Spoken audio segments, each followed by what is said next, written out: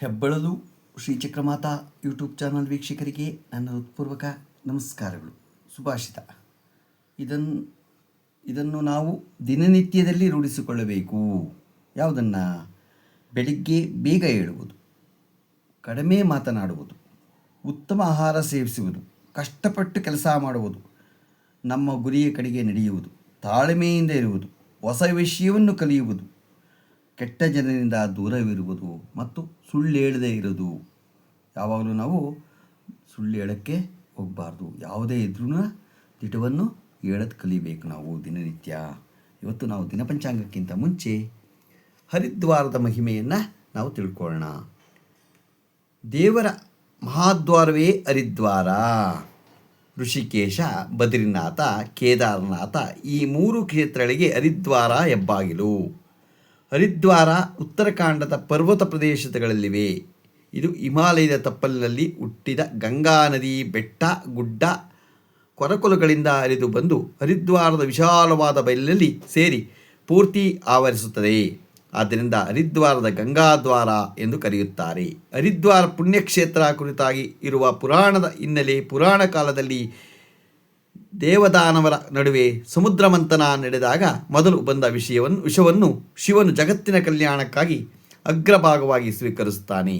ನಂತರ ಬಂದ ಅಪ್ಸರೆಯರು ಕಾಮಧೇನು ಶ್ವೇತಾಶ್ವಗಳ ಜೊತೆ ಅಮೃತ ಕಲಶದ ಹೊತ್ತ ಧನ್ವಂತರಿ ಬರುತ್ತಾನೆ.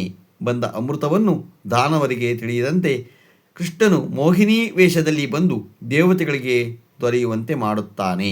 ಈ ರೀತಿ ಅಮೃತ ಸ್ವರ್ಗ ಸೇರುತ್ತದೆ. ಮುಂದೆ ಗರುಡನು ತಾಯಿಯ ದಾಸ್ಯತ್ವ ಬಿಡಿಸಲು ದೇವಲೋಕಕ್ಕೆ ಬಂದು ಅಮೃತ ಕಲಶವನ್ನು ಹೊತ್ತು ಹೋಗುತ್ತಿದ್ದಾಗ ನಾಸಿಕ, ಉಜ್ಜಯಿನಿ, ಪ್ರಯಾಗ ಮತ್ತು ಹರಿದ್ವಾರದಲ್ಲಿ ಅಮೃತದ ಹನಿಗಳು ತುಳುಕಿತು.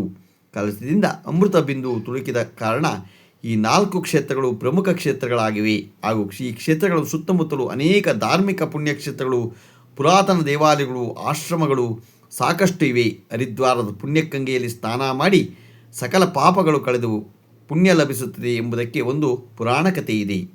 ಮಹಾಭಾರತದ ಕ್ಷೇತ್ರದಲ್ಲಿ ಕಳಿಂಗ ಎಂಬ ಚಾಂಡಾಲನಿದ್ದನು. ಅವನು ಊರ ಹೊರಗೆ ಯಾರಿಗೂ ಕಾಣದಂತೆ ಹಗಲಲ್ಲಿ ತಲೆ ಮರೆಸಿಕೊಂಡು ರಾತ್ರಿಯ ಹೊತ್ತಿನಲ್ಲಿ ಕೂಲಿ ಸುಲಿಗೆ, ಕೊಲೆ, ಸುಲಿಗೆ, ದರೋಡೆ ಮಾಡಿ ಜೀವನ ಸಾಗಿಸುತ್ತಿದ್ದನು. ಅವನಿರುವ ಕಾಡಿನ ಮಾರ್ಗದಲ್ಲಿ ಅಪರಿಚಿತರು ಯಾರಾದರೂ ಬಂದರೆ ಅವನನ್ನು ಕೊಂದು ಸುಲಿಗೆ ಮಾಡುತ್ತಿದ್ದನು.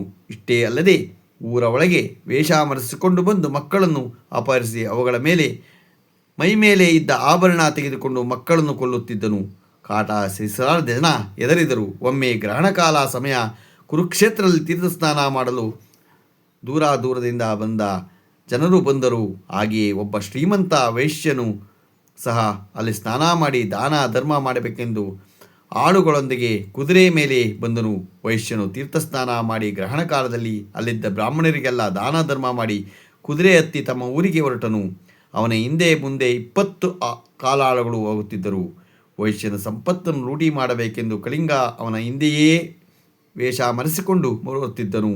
ಅಷ್ಟೊಂದು ಕಾವಲು ಪಡೆಯ ಮಧ್ಯೆ ಅವನು ಏನು ಮಾಡಲಾಗಲಿಲ್ಲ. ಅಂದು ಕತ್ತಲಾಯಿತು. ರಾತ್ರಿ ಕಾಡಿನಲ್ಲಿ ಡೇರೆ ಹಾಕಿಕೊಂಡು ವೈಶ್ಯನು ಮಲಗಿದ್ದನು. ಅವನ ಕಾವಲು ಕಾಯಲು ಡೇರೆಯ ಸುತ್ತಮುತ್ತ ಕಾವಲು ನಿಂತರು. ವೇಷ ಮರೆಸಿಕೊಂಡು ಬಂದ ಕಳಿಂಗನು ಅವರ ಯಾರಿಗೂ ಕಾಣದಂತೆ ಡೇರೆ ಒಳಗೆ ನುಗ್ಗಿದನು. ನುಗ್ಗಿ ಬಂದ ಕಳಿಂಗನನ್ನು ಒಬ್ಬ ಆಳು ನೋಡಿ ಅವನ ಕಾಲನ್ನು ಹಿಡಿದುಕೊಂಡು ಜೋರಾಗಿ ಕೂಗಿದನು. ಅಷ್ಟರಲ್ಲಿ ಕತ್ತಿಯನ್ನು ತೆರೆದ ಕಳಿಂಗನು ತನ್ನ ಕಾಲು ಹಿಡಿದು ಸೇವಕನನ್ನು ಕೊಂದು ಓಡಲು ಪ್ರಯತ್ನಿಸಿದನು. ಆಗ ಎಚ್ಚರಿಸಿಕೊಂಡ ಇನ್ನೊಬ್ಬ ಕಾವಲುಗಾರ ಅವನನ್ನು ಹಿಡಿದುಕೊಂಡು ಕಳಿಂಗನು ಅವನನ್ನು ಕೊಂದು ಮತ್ತೆ ಓಡುತ್ತಿದ್ದನು.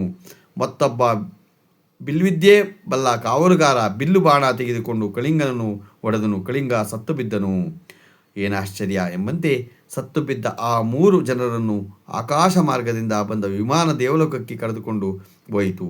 ಕಾರಣ ಆ ಸ್ಥಳ ಇಂದ್ರಪ್ರಸ್ಥಕ್ಕೆ ಸಮಾನವಾಗಿದ್ದು ಅಲ್ಲಿರುವ ಗಂಗೆ ಪುಣ್ಯತೀರ್ಥವಾಗಿತ್ತು. ಹರಿದ್ವಾರದ ತೀರ್ಥದ ಸಮೀಪವೇ ಪ್ರಾಣ ಬಿಟ್ಟ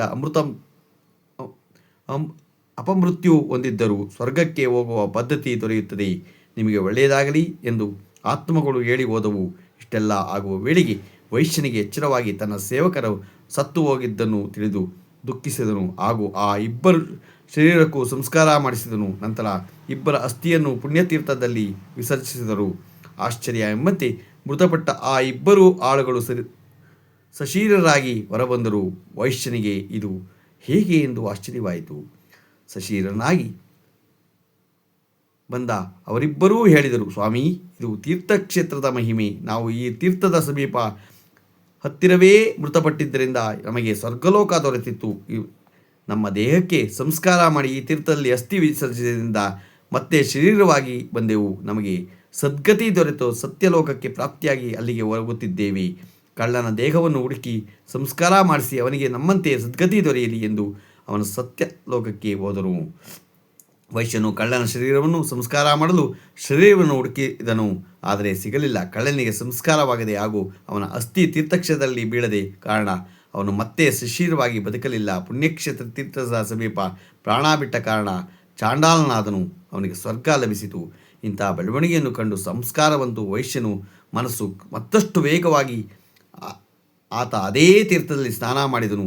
ದೇವತೆಗಳು ಪ್ರಾರ್ಥಿಸಿ ನನಗೆ ಒಳ್ಳೆಯ ಸಂತಾನ ಕರುಣಿಸ ಧರ್ಮದಿಂದ ಸಂಪಾದನೆ ಮಾಡಿದ ಧನದಿಂದ ಸಾವಿರಾರು ಬ್ರಾಹ್ಮಣ ಭೋಜನ ಮಾಡಿಸಿ ದಾನ ಧರ್ಮಗಳನ್ನು ಮಾಡಿಸಿ ಬಂಧುಗಳನ್ನು ಸತ್ಕರಿಸಿ ಭಗವಂತನು ಆಧರಿಸಿ ಅವನ ನಾಮಸ್ಮರಣೆ ಮಾಡುವಂತೆ ಮನಸ್ಸನ್ನು ಕರುಣಿಸಿ, ದೇವಾ, ಇಂಥ ನಾನಾ ರೀತಿಯ ಪುಣ್ಯ ಕಾರ್ಯಗಳನ್ನು ನನ್ನ ಜೀವಿತಾವಧಿ ಇರುವ ತನಕ ಮಾಡಿ ನಿನ್ನ ಲೋಹಕ್ಕೆ ಬರುವಂತಾಗಲಿ ಎಂದು ಪ್ರಾರ್ಥಿಸಿ ಶುದ್ಧ ಮನಸ್ಸಿನಿಂದ ಬೇಡಿದನು. ಅವನ ಬೇಡಿಕೆ ಹಾಗೂ ಅವನ ಮನಸ್ಸಿನಿಂದ ಒಳ್ಳೆಯ ಸಂತಾನವನ್ನು ಪಡೆದನು.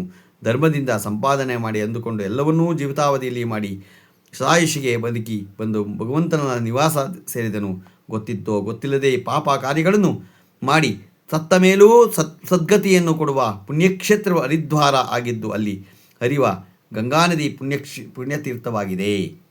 ಮಹಿಮಾನ್ವಿತ ಪುಣ್ಯಕ್ಷೇತ್ರಗಳಾದ ಹರಿದ್ವಾರ, ಋಷಿಕೇಶ, ಕೇದಾರ, ಬದರಿ, ನಾಸಿಕ, ಉಜ್ಜಯಿನಿ, ದ್ವಾದಶಲಿಂಗ ಕ್ಷೇತ್ರಗಳು, ಕಾಶಿ, ರಾಮೇಶ್ವರ ಇಂಥ ಕ್ಷೇತ್ರಗಳು ದರ್ಶನವನ್ನು ಅನುಗ್ರಹಿಸಿ ನ್ಯಾಯಮಾರ್ಗದಿಂದ ಸಂಪಾದನೆ ಮಾಡಿ ಕುಟುಂಬ ರಕ್ಷಣೆ ದಾನ ಧರ್ಮ ಮಾಡುವಂತೆ ಮನಸ್ಸನ್ನು ಕೊಡು ಎಂದು ಭಗವಂತನಲ್ಲಿ ಪ್ರಾರ್ಥಿಸಿ ಸಂಕಲ್ಪ ಮಾಡಿದರೆ ಆ ಜೀವಿತಾವಧಿಯಲ್ಲಿ ಒಮ್ಮೆಯಾದರೂ ಇಂಥ ಸುಸಂದರ್ಭ ಒದಗುವುದು ಸಂದೇಹವಿಲ್ಲ. ಅಸ್ಥಿ ಸ್ಪರ್ಶನ ಮಾತ್ರತಃ ಕಿಮು ತವ ಶ್ರೇಯಸ ಅಂತ ಹೇಳಿ ಅದೇ ಗೊತ್ತಾಯ್ತಾ. ನಾವು ಏನೇ ಮಾಡಲಿ ನಾವು ಒಳ್ಳೇದು ಮಾಡಬೇಕು. ಯಾವಾಗಲೂ ಒಳ್ಳೇದು ಮಾಡಿದ್ರೆ ಭಗವಂತ ನಮಗೂ ಒಳ್ಳೇದು ಮಾಡ್ತಾನೆ. ನಾವು ಒಳ್ಳೆಯದನ್ನು ಬಯಸಬೇಕು. ಗೊತ್ತಾಯ್ತಾ. ಇವತ್ತು ನಾವು ಋಷಿಕೇಶ, ಹರಿದ್ವಾರ ಇದರ ಬಗ್ಗೆ ಹರಿದ್ವಾರದ ಮಹಿಮೆಯನ್ನು ನಾವು ತಿಳ್ಕೊಂಡು ಈಗ ದಿನಪಂಚಾಂಗವನ್ನು ತಿಳ್ಕೊಳ್ಳೋಣ. ದಿನಾಂಕ 15/11/2025 ಶನಿವಾರ, ಶ್ರೀ ವಿಶ್ವಾವಸು ನಾಮ ಸಂವತ್ಸರ, ದಕ್ಷಿಣಾಯನ ಶರದೃತು, ಕಾರ್ತೀಕ ಮಾಸ, ಕೃಷ್ಣಪಕ್ಷ, ತಿಥಿ ಏಕಾದಶಿ, ರಾತ್ರಿ 3:47, ನಕ್ಷತ್ರ ಉತ್ತರಾಭಾದ್ರ, ರಾತ್ರಿ 1:45, ಮಳೆ ವಿಶಾಖ 3ನೇ ಪಾದ, ರಾಹುಕಾಲ 9:14 10:41, ಗುಳಿಕ ಕಾಲ 6:20 7 ಗಂಟೆ 7 ನಿಮಿಷ, ಯಮಗಂಟೆ ಕಾಲ 1:35 3 ಗಂಟೆ 2 ನಿಮಿಷ. ಇವತ್ತು ಯಾರು ಹುಟ್ಟುಹಬ್ಬ ಆಚರಣೆ ಮಾಡ್ಕೊತಿದ್ರು, ಇವತ್ತು ಗುಳಿಕ ಕಾಲ 6:20 7:47, ಯಮಗಂಟೆ ಕಾಲ 1:30 3:02. ಇವತ್ತು ಯಾರು ಹುಟ್ಟುಹಬ್ಬ ಆಚರಣೆ ಮಾಡ್ಕೊತಿದ್ದೀರೋ ಮತ್ತು ಮದುವೆಯಾದ ದಂಪತಿಗಳು ವಾರ್ಷಿಕೋತ್ಸವ ಆಚರಣೆ ಮಾಡ್ಕೊತಿರೋರಿಗೆ ನಮ್ಮ ಹೆಬ್ಬಳದೂರು ಶ್ರೀ ಚಿಕ್ಕಮಾತಾ ಯೂಟ್ಯೂಬ್ ಚಾನಲ್ ಕಡೆಯಿಂದ ಶುಭಕಾಮನೆಗಳನ್ನು ತಿಳಿಸ್ತೀವಿ. ದೇವರವರಿಗೆ ಆಯಸ್ಸು, ಆರೋಗ್ಯ, ಐಶ್ವರ್ಯ ಎಲ್ಲ ಕೊಟ್ಟು ಕಾಪಾಡಲಿ ಅಂತ ಕೇಳ್ಕೊತೀನಿ. ನಮ್ಮ ಹೆಬ್ಬಳದೂರು ಶ್ರೀ ಚಿಕ್ಕಮಾತಾ ಯೂಟ್ಯೂಬ್ ಚಾನಲ್ ಯಾರು ಸಬ್ಸ್ಕ್ರೈಬ್ ಆಗಲು ದಯಮಾಡಿ ಸಬ್ಸ್ಕ್ರೈಬ್ ಆಗಿ, ಲೈಕ್ ಕೊಡಿ.